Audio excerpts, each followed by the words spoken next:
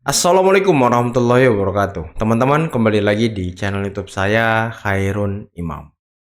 Untuk memulai video ini, saya punya kalimat yang sangat pamungkas, yang sangat menarik untuk menggambarkan isi videonya nanti, teman-teman. Yakni banteng semakin tak terkendali. Waduh, kalau kalian ingat beberapa hari yang lalu ya, Pandana Baban, salah satu tokoh senior PDIP, mengatakan bahwa Pak Jokowi lah biang kerok dan juga pengacau hubungan antara Pak Prabowo dan juga Ibu Mega. Loh, kok bisa gitu ya? Ibu Mega, nah, dia juga salah alamat, teman-teman. Kemarin di pidatonya di HUT PDIP, Ibu Mega itu sempat berterima kasih sambil menangis kepada Pak Prabowo Subianto karena sudah mencabut TAP MPRS tahun 1967 terkait dengan Soekarno. Padahal faktanya yang mencabut TAP MPRS ini Pak Jokowi ketika beliau masih presiden di bulan September tahun 2024. Loh, kok terima kasihnya ke Pak ini ya, Pak Prabowo ya? Dan yang terakhir, ada kabar dari Yogyakarta, di mana banteng-banteng Jogja itu melaporkan dan mengadukan Pak Jokowi ke Panembahan Senopati. Apa hubungannya ya? Nah, atas tiga hal inilah, akhirnya netizen dan juga Adiprai memberikan respon terhadap langkah-langkah yang mungkin sedikit lebay dari banteng, teman-teman. Tapi untuk lebih jelasnya, mari sama-sama kita simak videonya berikut ini. Pak, terkait kemarin kan sempat Bu Mega sempat menyatakan bahwa hubungan mereka dengan Pak Prabowo ini kan baik-baik aja ya Pak ya. Cuma dari Pak Pandana Baban bilang kalau hubungannya mereka itu baik, yang membuat tidak baik Pak Jokowi seperti itu Pak. Apa hubungannya saya dengan hubungan beliau-beliau? Tapi kalau selama ini melihat hubungan mereka seperti apa sih Pak? Ya belum tahu ya, belum, udah berapa, 2,5 tahun kan belum bertemu. Pak, berarti nggak ada hubungannya ya Pak ya, hubungan Bu Mega dengan Pak Prabowo dengan Pak Jokowi? Gimana? Tidak ada hubungannya Bu Mega dengan Pak Prabowo dengan Pak Ada, Jokowi? saya di Solo, Pak Prabowo di Jakarta, Bu Mega di Jakarta. Kan Bapak dinilai tidak jujur sama Ibu Mega. Bapak dinilai tidak jujur dengan Ya Ibu. orang menilai silakan. Hari ini Pak Hasto dipenuhi panggilan KPK Pak, mungkin Ya ada komentar. Bukan proses hukum biasa. Jokowi itu selalu menjadi sasaran dan kritikan tanpa henti. Apalagi kalau kita mau hitung satu persatu ya. Jokowi itu kan dinilai sebagai presiden yang dinilai memiliki success story yang selalu diapresiasi oleh publik. Misalnya soal pembangunan infrastruktur, tidak ada yang bisa membantah. Pembangunan infrastruktur di zaman Jokowi itu cukup mantap ya dan diacungi jempol. Misalnya soal bagaimana membangun jalan tol, ada Trans Jawa, ada Trans Sumatera, termasuk misalnya jalan-jalan yang juga masuk desa melalui dana desa ya. Kemudian ada begitu banyak bandara yang dibangun, begitu banyak misalnya pelabuhan yang dibangun, termasuk misalnya embung-embung yang dibangun. Itu kan sebagai ikhtiar supaya pemerataan ekonomi itu tidak lagi terpusat hanya di Jakarta, tidak lagi di Jawa, dan tentu merata di daerah-daerah yang lainnya. Oleh karena itu, dalam konteks pembangunan infrastruktur dari dulu, Jokowi itu sangat wajar kalau kemudian disebut sebagai Bapak Pembangunan Nasional dalam tanda kutip ya, karena begitu aktif dan rajin membangun infrastruktur sepanjang Jokowi jadi presiden. Begitupun misalnya terkait dengan bansos, suka tidak suka, bansos yang diberikan oleh Jokowi itu kan cukup masif ya. Misalnya bantuan-bantuan sosial itu ya bukan hanya untuk kalangan tertentu, tapi untuk UMKM, untuk ekonomi kreatif, untuk lansia, kemudian untuk ibu-ibu yang sedang hamil dan seterusnya, sebagai stimulus supaya daya beli dan akses terhadap kehidupan yang layak itu terus bisa dirawat. Jadi bansos juga menjadi bagian lain yang dinilai bagian dari success story yang dimiliki oleh Jokowi sepanjang jadi presiden. Dan bahkan kalau mau jujur, pindahnya IKN ya, tidak lagi di Jakarta, itu kan diniatkan. Itu juga diikhtiarkan supaya Indonesia itu pembangunan ekonomi politiknya tidak Jakarta sentris, tidak Jawa sentris, dan tidak Banten sentris. Karena memang harus diakui, selama ini sejak Indonesia merdeka sampai hari ini, yang diperhatikan secara serius pembangunannya hanya Jakarta, Jawa, dan Banten. Seakan-akan di tempat lain itu tidak pernah dibangun. Jadi keberanian memindahkan ibu kota negara tidak lagi di Jakarta dalam banyak hal, itu juga diapresiasi. Ini tinggal bagaimana kita lihat apakah pindahnya ibu kota negara kita ini tentu sesuai dengan harapan atau tidak, karena ada keinginan dan tentu saja ada prediksi IKN yang baru ini akan menjadi epicentrum. Bagaimana peradaban-peradaban baru akan muncul, peradaban ekonomi, peradaban kebudayaan, peradaban politik, sosial, dan seterusnya, dan seterusnya. Itu yang kemudian dinilai bahwa Jokowi ini sudah meletakkan batu bata pertama.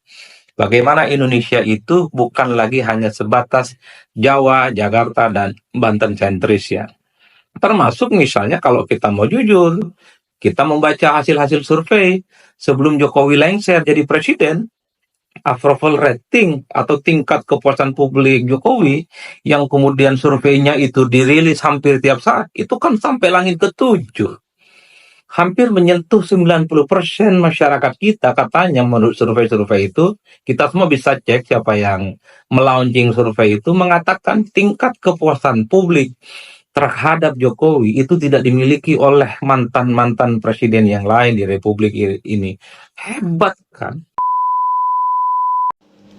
Ini apa sih? Ini drama macam apa lagi?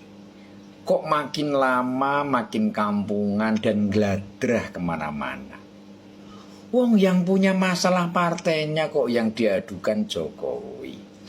Terus ngadunya ke makam leluhur yang punya nama besar dan gak selayaknya dipermainkan dan diperlakukan dengan sembarangan seperti ini. Panembahan Senopati itu pendiri kerajaan Mataram. Kok berani-beraninya diganggu dan dibawa-bawa pada persoalan sepele seperti ini? Perannya partaimu buat Jogja itu apa? Kok merasa pantas sambat atau mengadu ke Kanjeng Panembahan Senopati? Ini bukan cuma soal kebodohan mereka memahami pemimpin yang benar itu seperti apa, tapi juga merendahkan pepunden Mataram, pepundennya masyarakat Jawa khususnya Yogyakarta. Mereka ini siapa? Dari terah mana? Jangan sok-sokan berpakaian lurik dan pakai belangkon terus bisa mengatasnamakan orang Jawa atau orang Yogyakarta. Kalau beneran Jogja, kalian ini Jogja bagian mana? Ini sungguh memalukan, merendahkan dan tidak pantas. Urusan politik itu urusan orang hidup, urusan ambisi sekelompok orang berkuasa. Nggak ada kaitannya sama leluhur. Cari sensasi mau nggak usah serendah ini. Mereka ini orang-orang yang jelas tidak bisa menempatkan diri, tidak bisa menghormati leluhur, menjadikannya objek sensasi untuk meminta pengakuan publik. Semakin kurang ajar kayak gini, kalian justru akan semakin dijauhi masyarakat. Bukannya introspeksi diri malah semakin pendek nalarnya. Hati-hati ya, kalian main-main dengan leluhur. Leluhur itu malati. Jangan sampai kalian menerima pelajaran karena sikap kalian yang merendahkan ini. Hati-hati kualat ya. Semoga bermanfaat. Dulu Pak Jokowi bangun jalan tol, lo nyinyir juga. Katanya rakyat Indonesia nggak butuh jalan tol, butuh makan katanya. Terus sekarang nih Presiden Prabowo Subianto kasih makan gratis, makanan bergizi gratis untuk pelajar, untuk rakyat Indonesia, untuk generasi muda Indonesia. Lo nyinyir juga. Ribet banget sih lo. Gak usah ribet. Gak suka jalan tol, gak usah lewat jalan tol. Gak suka program yang bagus Pak Prabowo Subianto, makan bergizi gratis. Anak cucunya di sekolahan gak usah ikut makan. Gitu aja kok repot. Nggak suka ya kalau Indonesia maju. Berapa Presiden Republik Indonesia Bapak Prabowo Subianto. Oke. Yang perlu penegasan, terutama terkait dengan ketetapan MPRS nomor 33/MPRS/1967 tentang pencabutan kekuasaan pemerintahan negara dari Presiden Soekarno. Perlu kami tegaskan bahwa ketetapan MPR nomor 1/MPR/2003 menyatakan bahwa TAP MPRS nomor 33/MPRS/1967 sebagai kelompok ketetapan MPRS yang dinyatakan tidak berlaku lagi dan tidak perlu dilakukan tindakan hukum lebih lanjut, baik karena bersifat final, telah dicabut, maupun telah dilaksanakan. Di tahun 1986, pemerintah telah menganugerahkan pahlawan proklamator kepada Insinyur Soekarno. Dan di tahun 2012, pemerintah juga telah menganugerahkan gelar pahlawan nasional kepada almarhum Insinyur Soekarno. Artinya, Insinyur Soekarno telah dinyatakan memenuhi syarat setia dan tidak mengkhianati bangsa dan negara, yang merupakan syarat penganugerahan gelar kepahlawanan.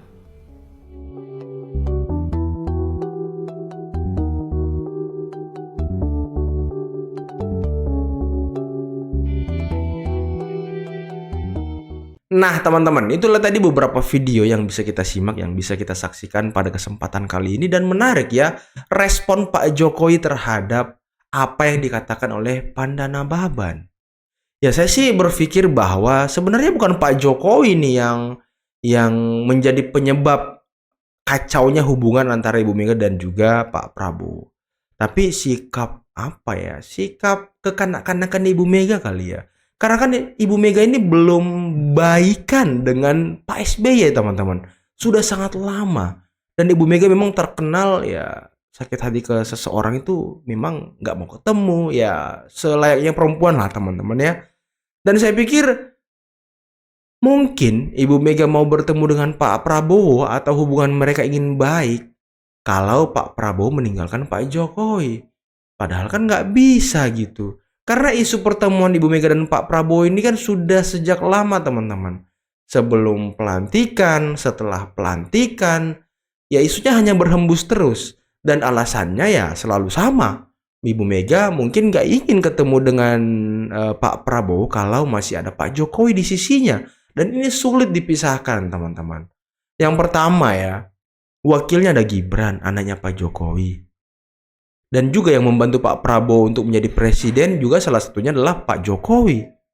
Nah ini kan agak sulit, yang memberikan bintang 4 kepada Pak Prabowo juga ya Pak Jokowi.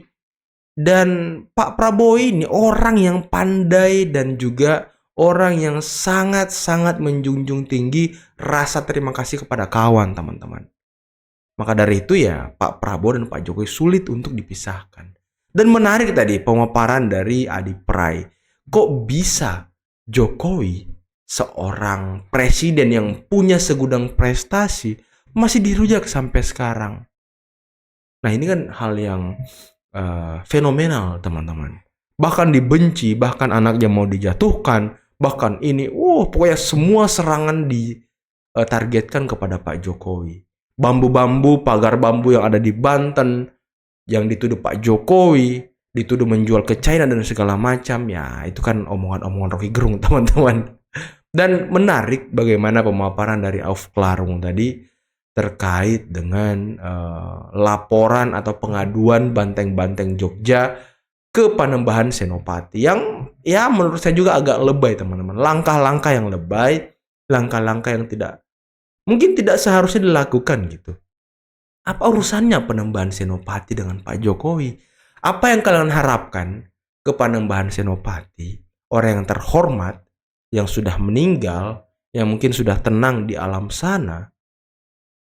Ya, apa yang kalian harapkan gitu?